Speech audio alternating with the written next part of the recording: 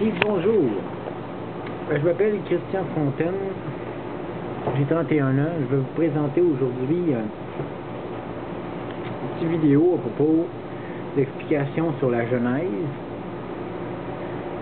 Donc, moi, j'ai été élevé au fond dans une famille chrétienne depuis l'âge à peu près de 3 ans, 3-4 ans. Et j'ai beaucoup recherché à ce domaine-là, au niveau de la création, l'évolution, la théorie de l'évolution. Beaucoup regardé de livres, j'ai des études en théologie, de plusieurs cours de théologie que j'ai pris aussi. Et j'ai beaucoup de livres aussi sur la mention de ces questions-là, au niveau de la Genèse, la vraie Genèse. Par exemple, Nos origines en question, la logique de la création, un très bon livre, qui est très assez complet. Quel est l'âge de la Terre? Dr. White, Monty White. Un livre aussi qui est très bon, qui démontre vraiment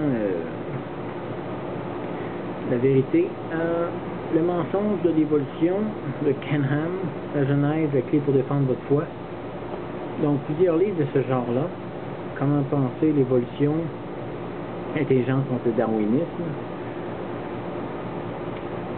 Et ça, je suis quelqu'un qui m'intéressait à ce genre de questions-là depuis tout jeune, au fond, depuis que je suis tout jeune. La Bible expliquée, un excellent livre aussi pour nous expliquer la Genèse, la vraie Genèse. La Bible Shuraki, une version excellente, au fond, à partir des écrits hébreux, je dirais le plus originaux qu'on peut trouver, là. Sauf si c'est directement l'hébreu et le grec. Autrement, il est difficile d'avoir plus précis.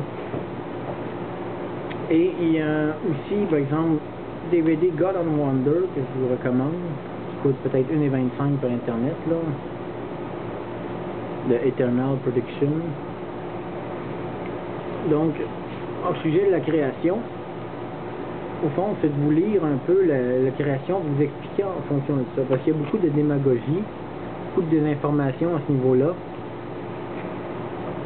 Donc, je vais en parler. Et tout premièrement, comment, au niveau de la Genèse, que ça dit, qu'est-ce que ça dit? C'est, au début, c'est en tête, ça veut dire au commencement ou en un commencement. Elohim créait ciel, pluriel, et terre, les cieux et la terre aussi, que c'est traduit. Donc, déjà, en tête, au commencement, en un commencement, c'est le commencement au fond des éléments terrestres, des éléments physiques. Elohim, il est déjà au pluriel, avec un S qui veut dire un des noms de Dieu. Au fond, c'est le premier nom de Dieu qu'on voit dans la Bible, c'est le premier nom dès le départ. La Genèse 1.1 créa les cieux, donc des cieux et la terre. Donc une terre puis des cieux.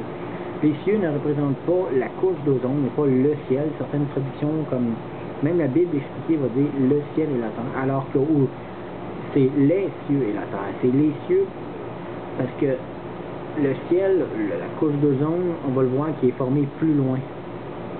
Donc il ne peut pas être formé là en même temps, puis il va être formé juste après au verset 6. Il ne faut pas former au verset 6 ou au verset 1.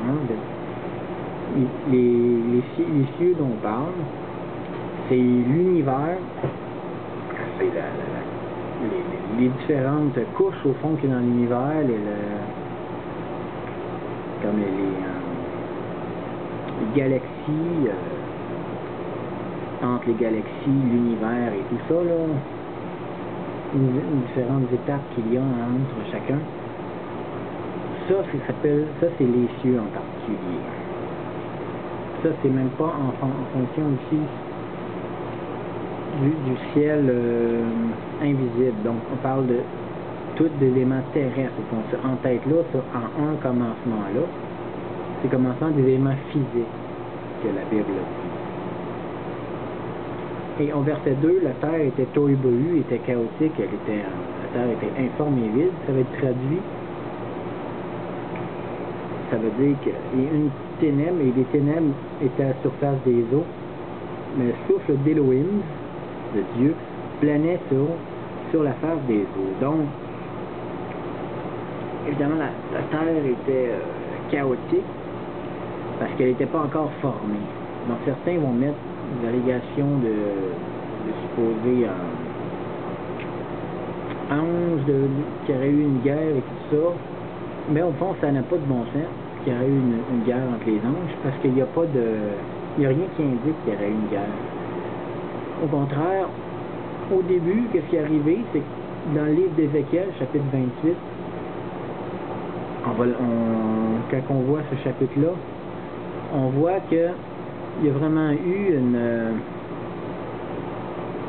un désaccord qu'il y a eu avec Dieu. Le diable va commencer, au fond, à amener la corruption. Ça, c'était avant, possiblement, la création. On croit, du moins. Qui a amené un certain commerce et tout ça. Puis que ça, par la grandeur de ton commerce et tout ça, t'as amené l'iniquité, t'as l'éclat de ta bonté, tout ça. Je t'envoie sur la terre et tout ça, aux yeux de ceux qui te regardent. Donc, on voit déjà que ça peut pas être avant. Je t'envoie sur la terre, s'il y avait une certaine corruption, que le diable commençait déjà, ça pouvait pas, tu sais, je veux dire, il laissait faire quand même, là. Il n'y avait pas de guerre, il n'y avait pas de raison de guerre. D'ailleurs, on voit aussi, justement dans Ézéchiel, dans Job, on peut le voir, que ça dit. Le livre de Job, il dit justement de parcourir la terre et de m'y promener. Donc, il y a une petite panne d'écrit. C'est ça. Dans le livre de Job, c'est que le diable, il se promène. Puis ensuite, Dieu, il demande, quand il vient au milieu des fils de Dieu, ils sont les anges, qu'est-ce que tu faisais au fond, puis de la et là, d'aller parcourir la terre et de nous promener. Donc déjà dans le livre de Job, c'est pas mal plus loin, là. C'est un livre juste qui est le plus vieux, juste après la Genèse. Donc on pourrait pas dire qu'il faisait quelque chose de trop... il y avait une grosse guerre entre les deux, il n'y a pas de guerre pantoute. Puis d'ailleurs, qu'est-ce qui arrive selon le livre d'Enoch, qui est mentionné d'ailleurs par Jude, frère de Jésus.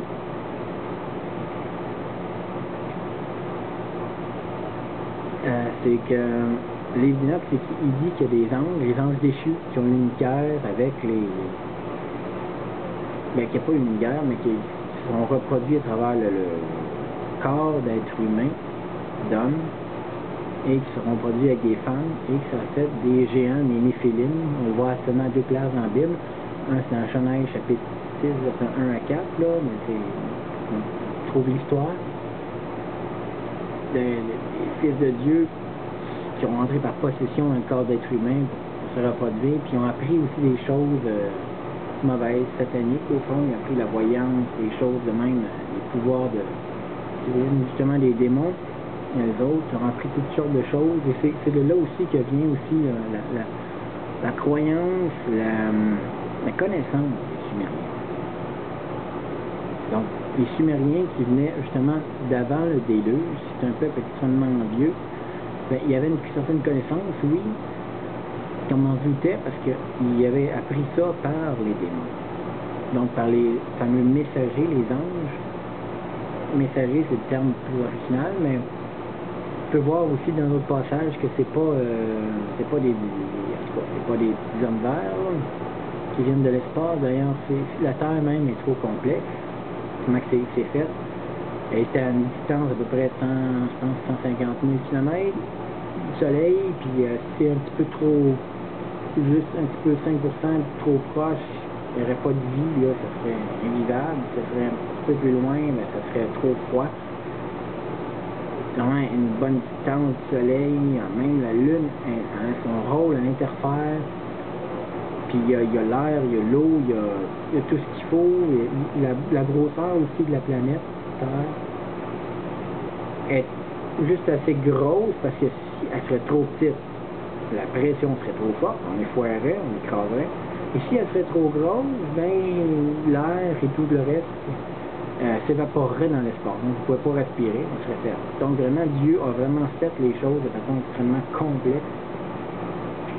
Donc la vie ne veut pas être n'importe quelle planète comme ça, à tout hasard. Là. Dieu n'aurait pas fait des petits hommes verts puis il n'aurait pas de vie, puis même on le voit dans une partie de la Bible, au fond, dans les aux Hébreux, chapitre 1, verset 10, qu'il va tout revenir au fond de la création. C'est comme un rouleau, l'espace au fond, l'univers s'étire, puis il va faire revenir au fond ce rouleau-là comme à nouveau, rouler le rouleau. Donc, il montre comme s'il n'y avait pas de vie ailleurs. C'est pour ça que tu peux revenir de même, parce que c'est la vie terrestre, physique, est vraiment sur Terre. Et Elohim, en même temps, pour mentionner, Elohim c'est au pluriel justement parce que c'est Dieu, c'est la Trinité, comme on voit dans l'île d'Apollos, livre aux Hébreux. Jésus est vraiment la Trinité, il faisait partie, le Père, le Fils, le Saint-Esprit, c'est ça la Trinité. Donc Dieu est au pluriel, allons et confondons la langage, on peut voir plus loin dans la Bible. Et à plus d'une fois comme ça, même dans Genèse, on le voit qu'il parle au pluriel, que c'est Elohim au pluriel, parce que Dieu était déjà au pluriel, Jésus était déjà là. Donc il n'y a pas eu de chicane, il n'y a pas eu de guerre, puis certains essayent de mettre aussi des millions d'années entre le verset 1 et le verset 2. Ça n'a aucun sens, parce que s'il y avait des millions d'années, ça voudrait dire en même temps qu'il y aurait une raison qu'il y ait des millions d'années. Normalement, c'est des restitutionnistes, ils veulent croire que les espèces auraient évolué comme dans la théorie de l'évolution, au fond. Et donc la mort, au fond, Jésus, comment il pourrait nous sauver, puisque Jésus est mort pour nos péchés, pour sauver l'humanité, pour sauver la création. Comme Romains chapitre 8 le dit, la création a été soumise à la vanité par celui qui l'a soumise, c'est le diable au fond, Satan, le serpent qui a trompé Adam et Ève au début. Donc s'il a soumis, le péché existait, comment Jésus aurait pu sauver du péché, sauver de la mort, puisque la mort elle aurait existé avant. Ça serait juste pour les espèces terrestres, mais encore là ça n'a pas de sens, parce que juste par exemple pour les dinosaures, sont les ancêtres des lézards, les dinosaures dégénérés, ben on va voir des centaines de dragons qui correspondent à des dinosaures. Vous pouvez aller dans bible.ca, s8int.com, dans mon blog, mondieuxmensonges.over-blog.com ou Mon Dieu mensonge, vous cliquez Google, vous allez le trouver facilement. Je parle de ces points-là, en tout cas, puis de la logique biblique aussi dans Overblog, dont je montre précisément pour les dinosaures les centaines de preuves, puis que justement dans la Genèse, il y a un passage qui devrait être interprété les grands dragons. Selon les écrits originaux, les grands dragons, pas juste monstres marins, pas nécessairement juste des monstres marins, c'est des monstres, des grands dragons, qui ont été créés au fond au début. Et c'est justement la détérioration du texte hébraïque qui fait cette confusion-là, qui a fait cette désinformation-là, au niveau de ces côtés-là, que les dinosaures n'étaient pas là et tout ça. Alors qu'au fond, on a des traces même des dinosaures qui sont vraiment les ancêtres des lézards actuels. Donc il n'y a pas de raison, parce qu'il y a une création entre la création ou quoi que ce soit. Même dans l'Apocalypse, on voit que chapitre 20, que Dieu va restaurer la terre. Donc, il peut pas, c'est quoi une restauration 2-3 fois? Non, c'est une restauration parce qu'il a déjà créé. Il n'y a pas créé 2-3 fois.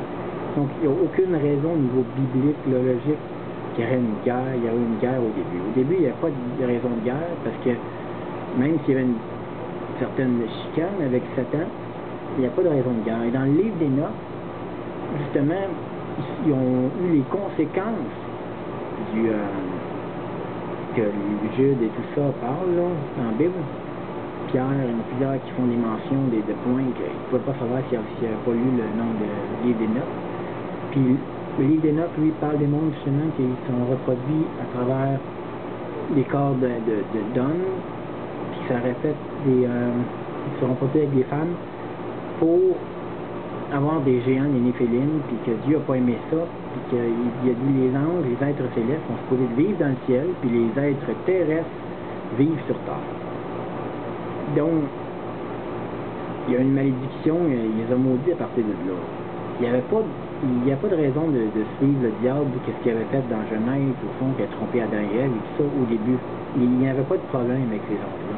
C'est quand que les fils de Dieu, les anges déchus, qui sont appelés démons dans le Nouveau Testament, justement, c'est dans Genèse chapitre 6, qui ont juste avant le déluge, même que ça explique le déluge selon le livre des notes, et aussi on le voit dans la Bible, là, que les fils de Dieu, bien, que les filles étaient belles, puis qu'ils en ont pris pour femmes, puis qu'après ça, on voit que le passage dit la méchanceté des hommes était grande sur la terre, etc. Donc, c'est directement lié. Pourquoi c'est directement après? Parce que c'est relié avec ça. Ils ont augmenté les démons par l'influence, pas juste par reproduction, mais même par dans les notes qui parlent de, justement, qui ont donné des informations qu'ils ne voulaient pas qu'ils apprennent tout seuls, ou des fois des mensonges, des éléments sataniques. Ils ont amené la violence, ils ont amené justement une classe de géants. Puis on le voit aussi dans mon blog Mon Dieu Mensonge ou à fptnt.com qu'il y a vraiment des géants, il y a vraiment des preuves là, en fossiles, des ossements, en très grande quantité, des empreintes d'humains aussi plus grands, mais tout était plus grand dans le passé. Il y avait toujours, les dinosaures justement étaient plus grands que les dinosaures dégénérés d'aujourd'hui, les lézards contemporains.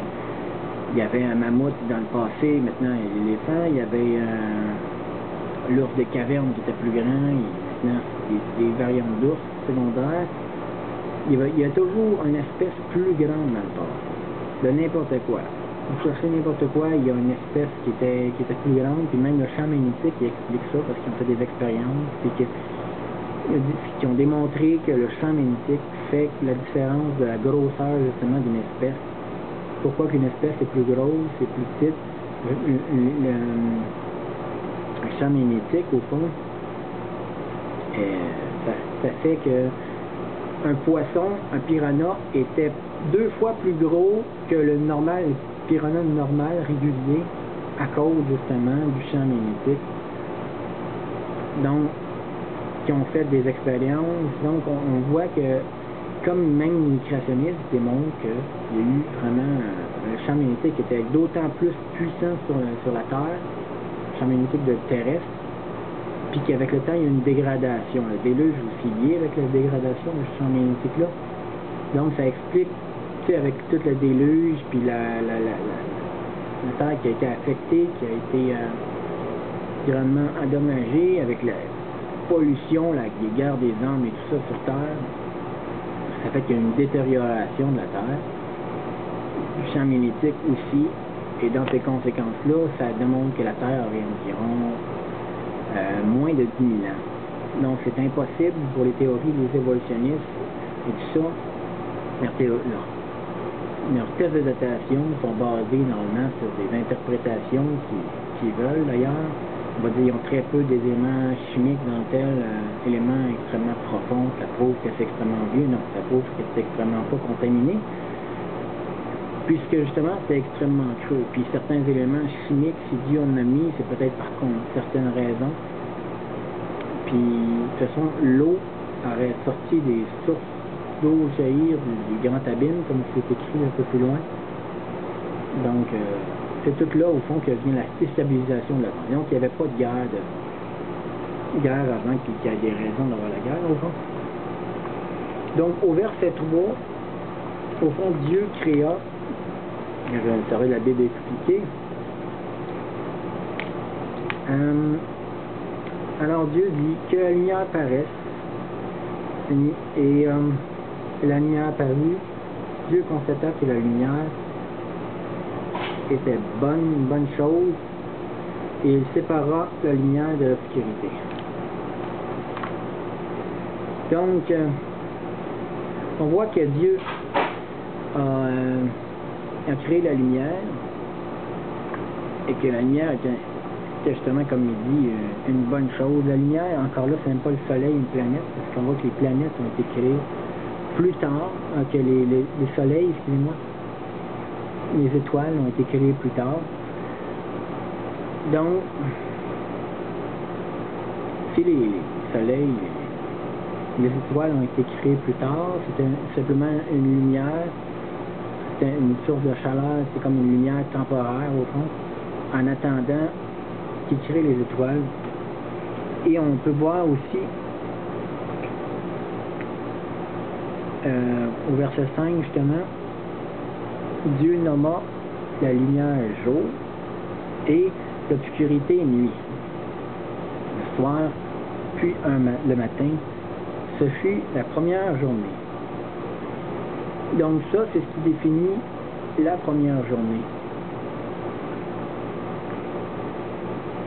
Donc certains vont dire justement, il a créé au fond la terre, mais il a dit seulement au verset 3, donc pourquoi pas des millions d'années? Ben justement parce que ça rentre, ça défait tout au fond la logique qui fait que la terre était plus parfaite effectivement, que les espèces, c'est pas pour rien que Adam et Ève pu vivre 900 ans, parce qu'il était une terre qui était beaucoup plus parfaite.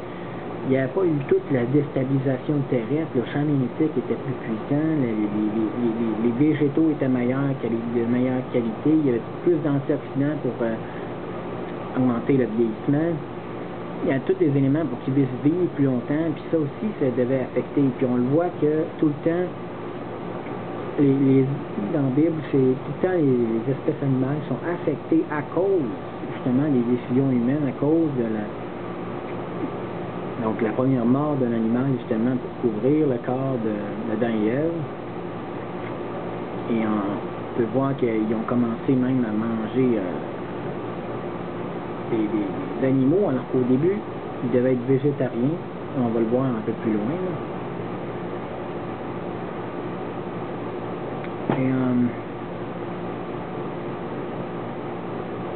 Et c'est ça. Continuer.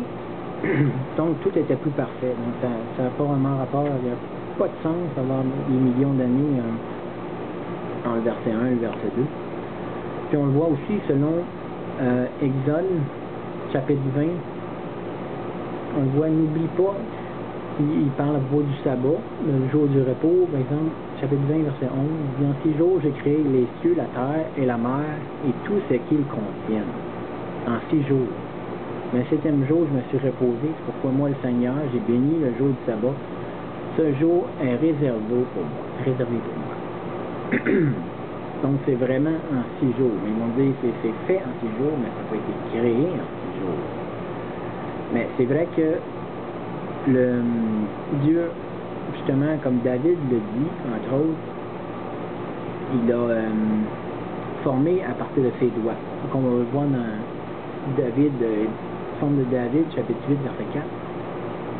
Il dit, oui, je vois tes cieux, l'œuvre de tes doigts, la lune, les étoiles que tu as asservies. Donc ça c'est intéressant, l'œuvre de tes doigts. Au verset 7, on peut voir, et lui fait gouverner l'œuvre de ses mains. Donc c'est les doigts, les mains. Au début, c'est comme si Dieu aurait formé la terre de ses mains. Et les cieux et la terre.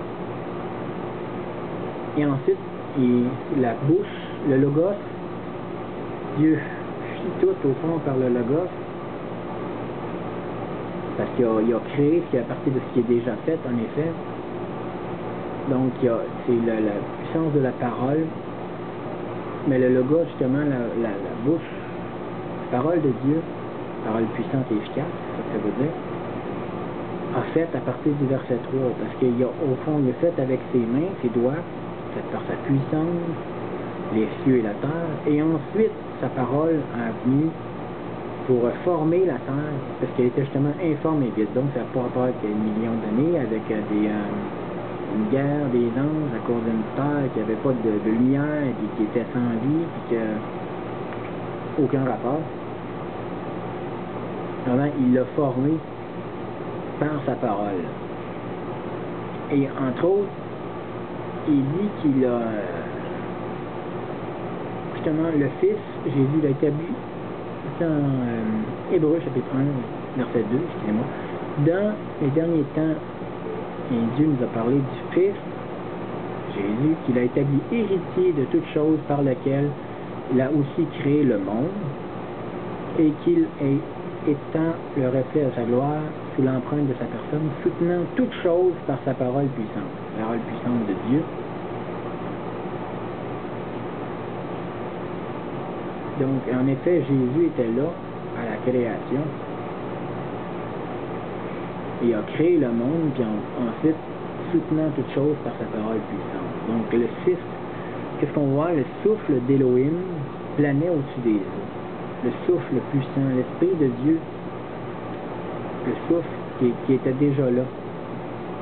Il planait au-dessus des eaux. Donc, le Logos, au fond, fait partie un peu en même temps de ce souffle-là. Donc, même si il a dit, seulement en verset 3, le souffle d'Élohim était déjà au verset 2. Là, ils vont dire justement entre le verset 1 et le verset 2, plutôt que le verset 2 simplement. Mais si le souffle était informe, la terre était informe et vide à ce moment-là, puis le souffle d'Élohim, c'est parce que la présence de Dieu était là. Ça ne dit pas nécessairement qu'il y avait comme dans des millions d'années que c'est passé quoi, puis ensuite le souffle d'Élohim était là. Puis c'est pas vraiment pas ce que la Bible veut dire. Le souffle vraiment c'est la présence et l'Esprit de Dieu. Mais comme on a pu voir justement par Jude et tout ça, on voit vraiment que c'est les démons n'avaient pas de raison de chicaner au point d'avoir une guerre. La guerre est imaginaire, les millions d'années aussi. Les interprétations des hommes. Mais dans Hébreux 1, 10, on peut voir par exemple encore, toi Seigneur, tu as au commencement fondé la terre et les cieux sont l'ouvrage de tes mains. On voit les cieux sont l'ouvrage de ses mains. Mais qui ne dit pas l'ouvrage de sa bouche, de sa parole, il dit l'ouvrage de ses mains. Elles périront, mais tu subsistes, ils vieilliront comme un vêtement. On voit la deuxième loi de la thermodynamique, excusez-moi, qui démontre que tout se détériore. C'est sûr que c'est un évolutionniste qui croit que trouver ça, mais qui lui interprète que c'est une loi de l'évolution, alors que c'est une loi de détérioration, d'anti-évolution. Ça montre que tout s'est détérioré, au contraire. Ça montre pas qu'une évolution, une détérioration, c'est l'augmentation de l'entropie, quelque chose qui est affecté. Là, ça n'aide pas tout à une chose qui évolue. Puis si on voit la sélection dite naturelle, au fond c'est simplement que Dieu prend soin des espèces. Donc elle n'est pas naturelle, elle est divine. C'est Dieu qui sélectionne. C'est là aussi que l'interprétation naturaliste disjoncte complètement le temps et le hasard à créer les choses avec des possibilités mathématiques impossibles dans un temps qui n'aurait même pas assez de temps. C'est une folie. Au verset 12, pour continuer, tu les rouleras comme un manteau et ils seront changés. Tu les rouleras comme un manteau. Moi j'avais dit un rouleau, en fait, je me suis trompé.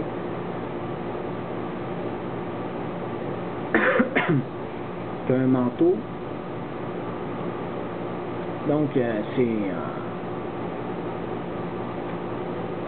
dans d'autres versions on peut peut-être dire comme un rouleau, parce que les rouleaux au fond c'était ça qu'ils lisaient au fond les écritures qu'il avait écrites là, simples. Donc les commandements, tout, on va dire que c'est Moïse des fois qui écrit la